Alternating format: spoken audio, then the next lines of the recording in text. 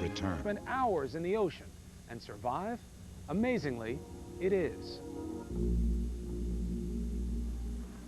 31-year-old Tim Sears and his best friend Mike checked onto Carnival's Celebration cruise ship for 5 days of sun and partying in the Gulf of Mexico, an escape from another dreary winter in their home state of Michigan. They boarded ship in Texas, looking forward to stops in Cozumel and Playa del Carmen.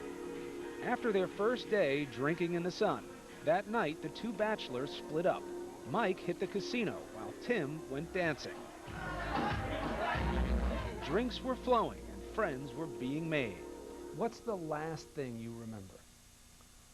Last thing I remember is looking for my friend in the casino.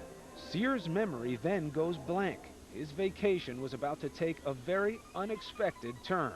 The next thing that happens is almost unbelievable. He falls as many as 10 stories in the middle of the night and finds himself stranded in the Gulf of Mexico. I'm coming to in the middle of the water, and there's no ship around, and it's total darkness. At first, it didn't even seem real. And then it didn't take very long to realize that it was real. Any number of things could have killed him, but Tim Sears is someone you rarely hear about. A person who goes missing on a cruise ship and lives to talk about it. His tale is simply amazing. Pitch black, the middle of the ocean. Describe that sensation for me. How in the hell did I get here? I mean, to be honest with you, that was my very first thought was, how in the world did I end up here in the middle of the water with no ship around? You look to your right, you look to your left, what do you see? A few varying lights way off in the distance, and that's about it. How did you explain to yourself where you were and what had happened? You have to tell yourself something, right? I mean, there's no one else around. You're going to have some conversations with yourself. Yeah, I had a few of those.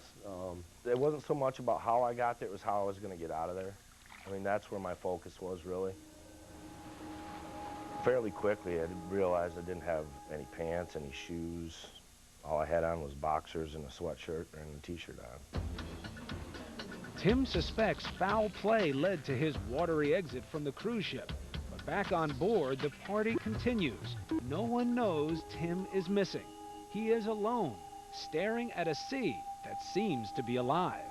I can actually remember looking around and seeing just little green, bluish, small creatures jumping around, and that's all I could see for miles. And I just remember stopping and actually going, wow, this is amazing. Tim's movements were probably activating phosphorescent algae. All through the night, for 7 hours of darkness, Tim worries about sharks and barracuda, but he can't see anything. All he can do is swim. I pretty much just continued to swim until it got daylight, where I could actually try to figure out what was going on. How did you continue swimming for that long? Part of it, I think, just the will to live. Part of it, I was in the military, which I think that focus and drive really helped me.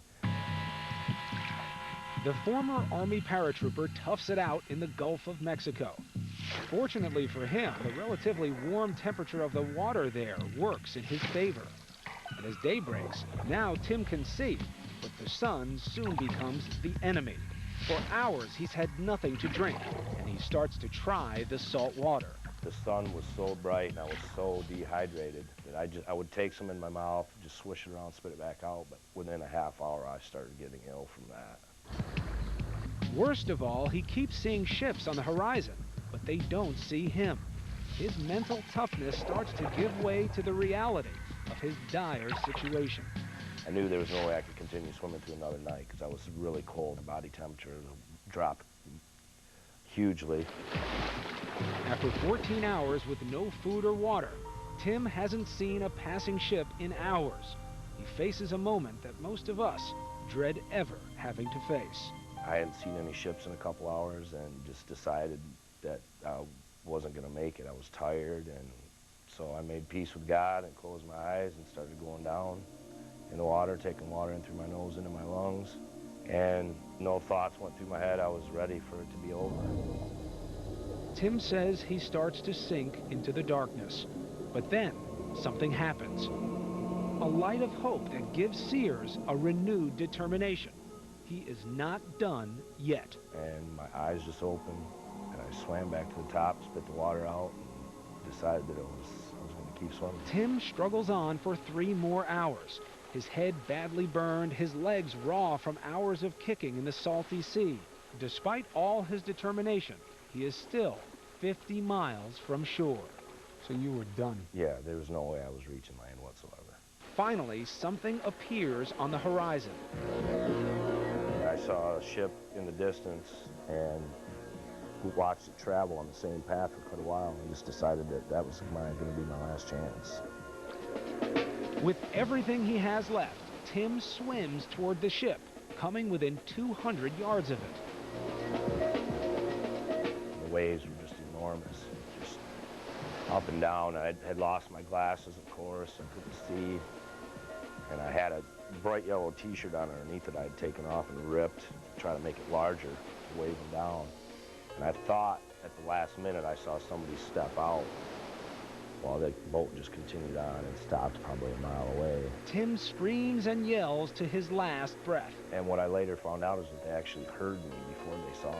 After 17 hours, a foreign cargo ship headed for Texas plucks Tim out of the water.